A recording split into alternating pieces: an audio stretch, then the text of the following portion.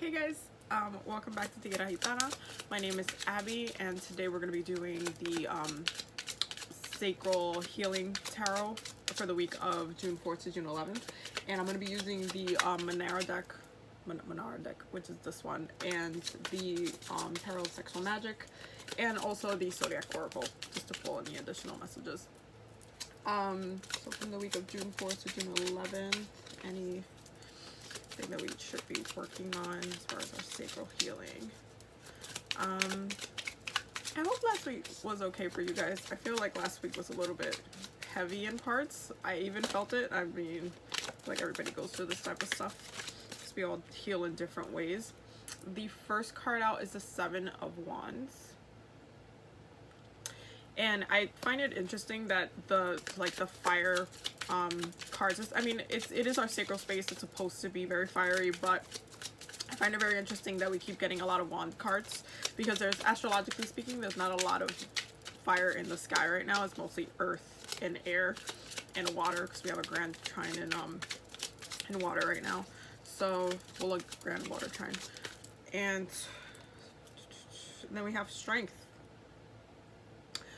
Interesting. Leo season is definitely coming, and in a way I feel like it's kind of skipping over Cancer season. I feel like Cancer season is going to be very emotional in parts for some people, just because I don't know if we can have fun yet until we get past Cancer season. Then we have the Nine of Swords. Okay, I'm going to pull one more card unless two fly out.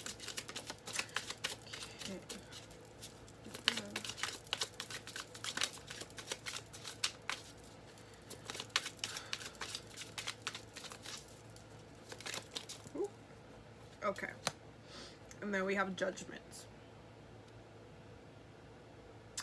I feel like we've been talking about this for a while, this type of reading. Bottom of the deck is Five of Wands and the Knight of Swords. So I kind of feel like we've been talking about this for a minute, but a lot of it seems to be very mental to me, as far as like the problem and what's blocking our sacral space. It definitely feels mental. There is an element of trying to stay like trying to really stay fighting whatever it is that's blocking that space, trying to be strong within the situation that's going on. But there's definitely blockage that's coming from, and it's almost like a pressure. There's like a pressure of a pressure mentally of, oh my god, when is this going to come to an end? What's going on?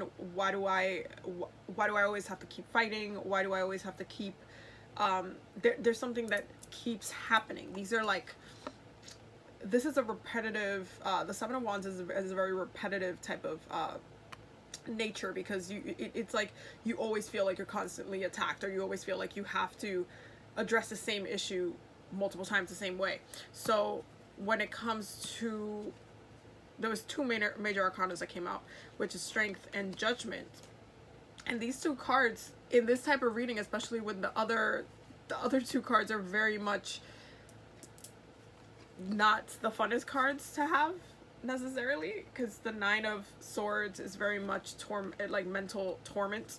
So it's like you could be mentally inflicting sacral wounds on yourself by allowing a cycle to continuously repeat itself, and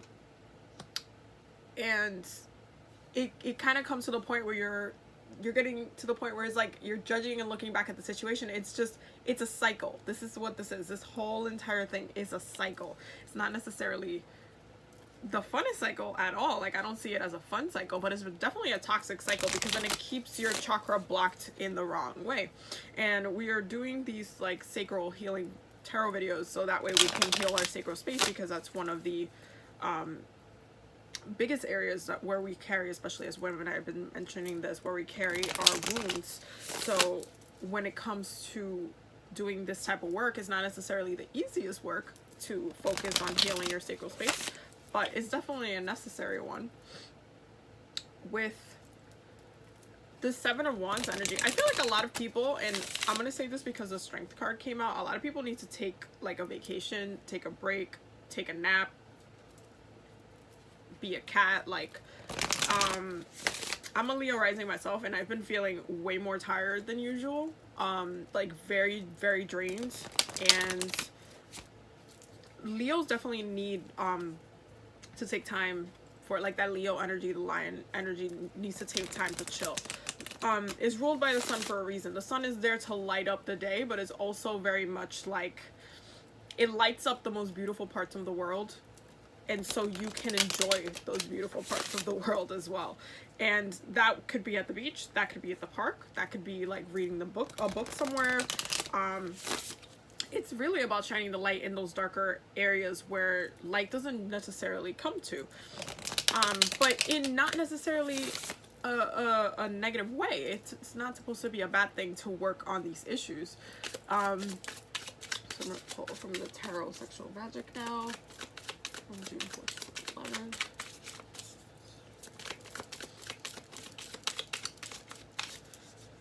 I mean, it is Gemini season. This Nine of Swords is very much Gemini energy in parts. Ooh. Okay, so we got Nine of Cups in reverse, which is interesting because this has been coming up the other way in the past readings. June 11th. Whoa. Okay, so we have a whole bunch of cards that came out, and the bottom of the deck is the King of Swords and the Two of Swords. Lots of air energy, definitely mental energy. I feel like that the duality of a Gemini, a lot of people can't, they just can't. I honestly feel like a lot of people can't take it, and frankly, as a Gemini moon, sometimes I can't even take it because I have too many thoughts at once. We have the Ace of Cups, the Ace of Pentacles, the Two of Pentacles, the Three of Pentacles, Seven of Swords, and then our outcome is the Star, which is interesting because we're in Aquarius season. Well, I'm sorry, we're not in Aquarius season, but the moon is in Aquarius currently as I'm filming this video. So it's kind of interesting that this is the outcome that came out with the Star, and we're going to talk about that. But Nine of Cups in reverse, two aces, and then a Descent of Pentacles that I have not seen in a hot minute, with the Ace of Pentacles, Two of Pentacles, Three of Pentacles, and the Seven of Swords. There's definitely a lot of mental stuff going on right now. And of course Aquarius is an air sign as well, but it's almost like the expectation, this Ace of Cups, this Ace of Pentacles, is like, I should have both of these cups. I should have the love and the emotion and the feeling, and I should also have the money. This is kind of the expectation placed on the universe yourself, how hard you've been working, especially with the Three of Pentacles here. Like how hard you've been working, how much you've put into it, and it's kind of being cut of. This is like that duality, because this is a Two of Pentacles, and this is that duality of, why am I not exactly where I'm supposed to be? Wait, but I'm doing the work, I'm doing this, but this, I'm still not there yet. Why can't I just get the thing?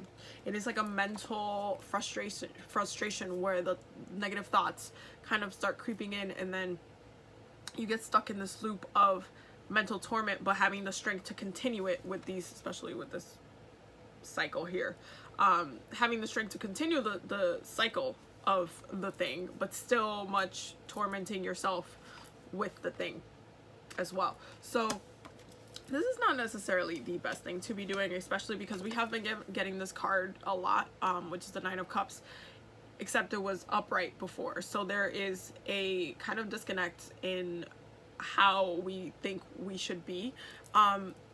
And when it comes to this kind of stuff, because I feel like this work is very much ego, it's based on ego, and it's probably why so much fire cards came out, and or the fire cards that did come out have a lot to do with our ego. Like, this is like, I have to stay up on this mountain and keep fighting these wands that continuously keep fighting me up on this mountain. I'm not gonna move from the same mountain, I'm just gonna keep fighting the same damn wands, which is not necessarily the best thing to be doing at this point in time, because why would you be stuck in a loop?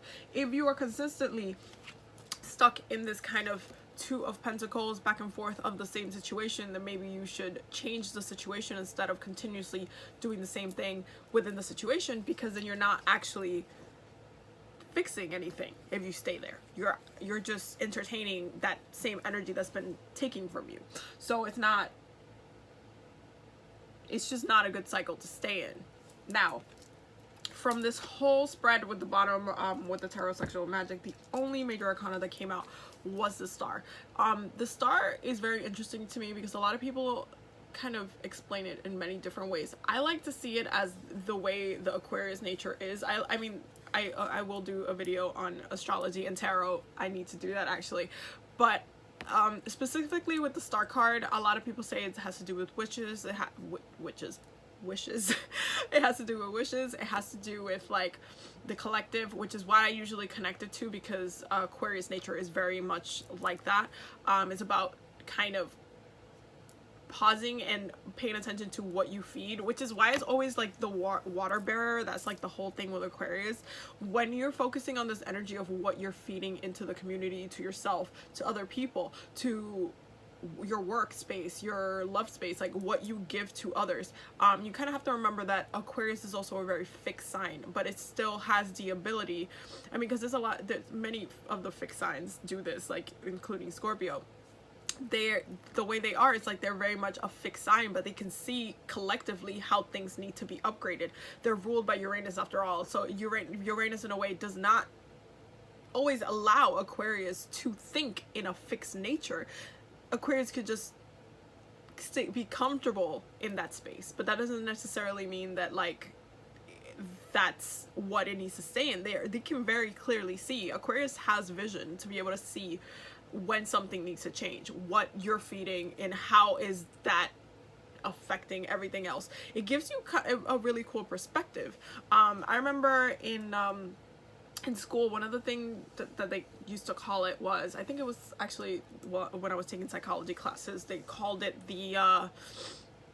it was like I can't remember the exact title, but basically what it was is that they would say that a stranger that would come into a town that he's never been at could come into that town and tell that town exactly what was wrong with what they were doing, because he was not, or she was not part of that collective. So they had a different point of view, like an outsider, like looking into the situation type of thing.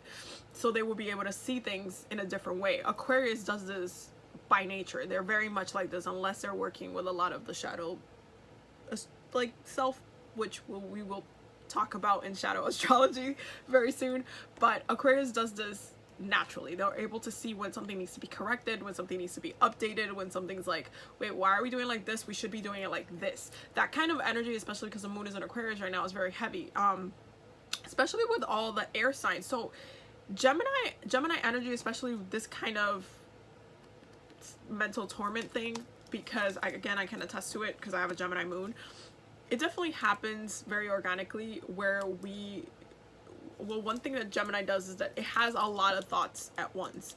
And so when the same thought keeps coming up over and over again, that's our way of self-tormenting, because we will allow that thought to continuously come back around from the many thoughts that we've already had. And it's because in a part we are worried about it, and it's like we try not to, we're trying not to give it too much power, but it's like that haunting voice in our heads, where it's like, oh my god, I need to do this, I haven't done this, and I'm really scared about this. And like it's a very much a haunting, it's a mental haunting it's a self mental haunting. And it's not necessarily the best energy when you're kind of struggling with the duality of a Gemini, because you could be really great at one moment, and then the next moment it's like, wait, oh my god, I'm really down, I'm thinking about this, and I know I should have addressed this, or I should be like, it's like very much a mental breakdown. And it's not everybody can really handle it. If you're a dual sign, then you handle it more than better than some of the other signs. Even if you're a dual sign, you can be kind of taken by the energy as well, because it's not necessarily the funnest energy to always dip into both sides. So dual signs usually have to do a little bit more work as far as like working with both of their sides, because again, it's not easy to be one thing that in one moment and then move to the other. It could be great by nature because it happens to them naturally, but it also can be very frustrating, especially if you have different elements in your chart, and other more fixed or kind of stubborn areas in your chart where you're like, so it's like in a way your own nature can fight you. And this is kind of like what this reading is. It's like it could definitely be an ego thing, but it's mostly like staying strapped in a situation that's not really working, and then mentally killing yourself about it, and then going through this judgment phase of, you know, you shouldn't be doing it but you're still doing it kind of thing. And then this whole bottom is like, oh, I deserve more. I know I deserve more. I know I should be getting more. I know what I put into something. This is also, this kind of thing reminds me of Cancer energy. And the reason why I say that is because Cancers will be the first ones to tell you how you're not treating them. This is one of my favorite things about Cancers. Like my mom is a Cancer. They will just straight up tell you, like, I do this for you, but you don't do this for me. Like, and then the worst part is that they will remember and they will haunt you with that shit for the rest of your life. So this is kind of like what it reminds me of. Like, this whole bottom row is like, this is what I'm feeding you, or this is what I'm doing for you, but I'm not getting this. I should be with these two aces. Like, this is where I should be. I should have these two aces, and this should also be upside down. This should be, well, right side up. The Nine of Cups should be right side up. I should be feeling good. I put in the work. I do this, but I'm still blocked in these areas. And then so when it comes to this, it really, the quality of your thoughts becomes very important, because having a mental war with yourself is not necessarily the best thing to always have, obviously, unless you can handle it and unless you need to process something. But the way this needs to be processed is a different way than it's been done before. If you have been struggling with this kind of energy for a hot minute, then you need to address it in a different way. And using the Gemini energies, because the sun is in Gemini, I mean, I always work with whatever season it is, with that element. So because it is an air sign, I would definitely work with, I mean, this is if you're like a bruja and stuff, and you like to do spell work and you like to do healing work and stuff like that, I would definitely do some air spells. I would get my Reiki done. I would do something to, like, whether it's like meditations, whether it's like sacral meditations, like definitely work with your mind. And because all of the stuff, again, is just going down. It's just blocking itself in this space. And it's always just going to keep continuously affecting this. It's like, this is blocked and this is just getting, it's not in a straight place. So I'm going to pull some cards, or one card from the Oracle, the Zodiac Oracle deck. But it kind of sucks. I get frustrated with this type of kind of energy. I mean, in my own way, I do feel it as well. But I also, like, as a Capricorn, I get frustrated with beating myself up about the same thing over and over again. I always try to find like a solution, and I would definitely say that is probably the best thing to do right now. Finding a solution, to a different solution than what you've been doing before. Even if you think what you've been doing is the best solution, maybe you should try something else, because it's not working. That's kind of the point. It's not working, and if something's not working, you can't force it. Ooh. Okay. So I'm sorry, just laughing because the card that came out was Capricorn. And I was just talking about this. I'm just gonna pull one more card.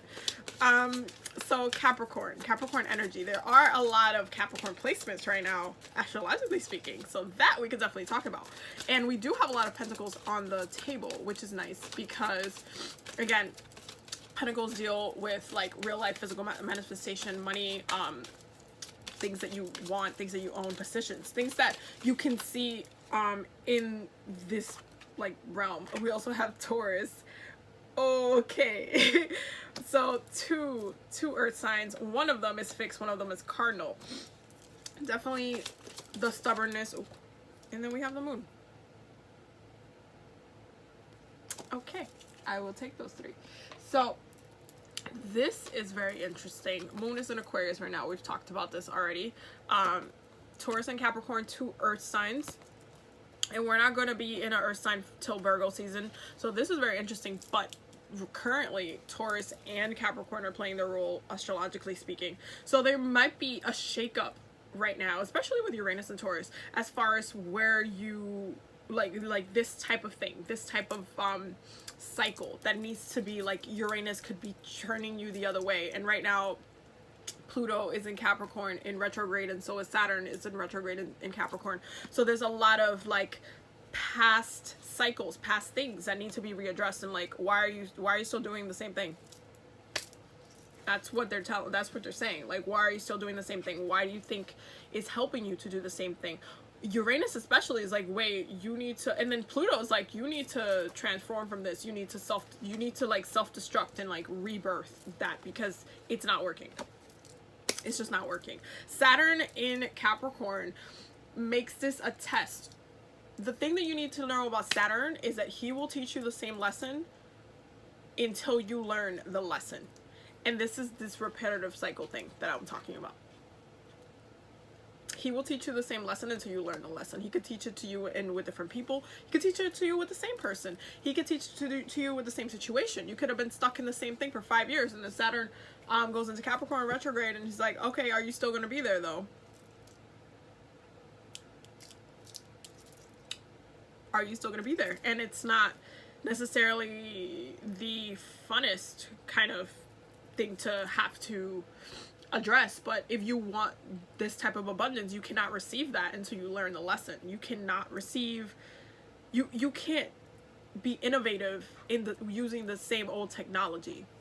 Taurus and Uranus, you cannot grow and learn and be a better version of yourself if you're still doing the same old thing. Pluto and Capricorn, Saturn and Capricorn, Moon in Aquarius, again, Uranus energy. Moon in Aquarius is asking you to see, to actually see how it could be done in a different way. And that's a good thing. It's not a bad thing.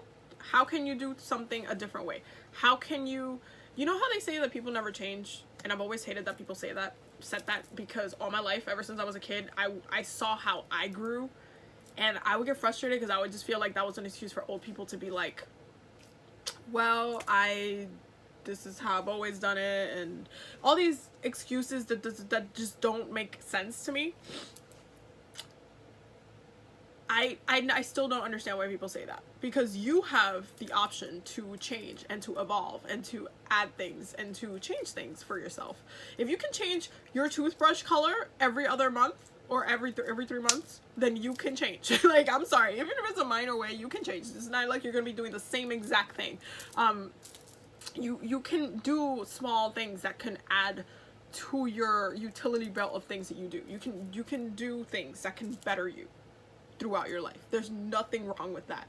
Like, if you've always traveled to the same country for like your whole entire life, you've always traveled to, I don't know, you've always went to Brazil, it could be nice to switch it up and go somewhere else. You could do that. There's other flights, there's other planes. It's not gonna kill you. Like, there are certain things that are happening for a reason, and they have a purpose. It's like when you want something, especially when these two aces are like in your face about it, when you want something so bad because you think you should have it, you're at the age point that you should have it, you're at the time where you should have it, whatever the case may be, you earned it, you worked hard for it, whatever the case may be. If you don't allow yourself to evolve, because even there's a way the system does this though as well, and it goes by really programming everybody to do exactly the same thing or exactly what they want them to do from a school level. So they kind of program you to follow the rules, program you to think a certain way. But then there's like people, and I see this all the time because I've worked retail so long, they get frustrated being stuck in the same position, but they won't do anything to really evolve out of that position. And this is something that I would see all the time. There were people like that, even like basic things like, oh, I want to be full-time, but I'm part-time. What are you doing to be full-time? What? Oh, I stay doing this and I do that. Right. But usually what other people want is for you to go above and beyond. Like, you're working pretty much, you're giving them free time. And so when it comes to putting in work, you have to do over what you're required to. You have to show commitment. You have to show more. Even though this seems like I have been putting in every single thing and I still don't have it, then there may be a different thing. Maybe there's something else that you should be doing. Or maybe there's a different experience that you should be taking. Maybe you need some time to pull back and take a cat nap. Straight. Just take a nap. Take time off. Recalibrate. Reconnect to the earth. Reconnect to your element. Like, take a step back. It doesn't always have to be about what they want you to do. It doesn't always have to be about that, because again, they're programming you to want things that they put into your realm of what your only options that you can do is. And that's not necessarily the funnest life to live, but that's the way the system works. But in order to kind of get out of this cycle, not only do you need to just understand that you already know what your worth is, but don't beat yourself up about it. If other people can't see your worth, maybe you should transfer. Maybe you should go to a different company. Maybe you should apply to a different job. Like, there's so much things that you can do. Even if you love your job so much, if they do not see your value, then you should not be valuing them. Even if you love that relationship so much, or the person, if they don't see your value, you should not be valuing them. That's kind of it. That's all I got from this. I hope that you guys enjoyed this reading, and I hope that you guys do the work this week. And I hope you guys have a good week as well. I will see you guys next week or my next video. Have a good day, and bye. Thank you for watching. All my links and stuff are down below.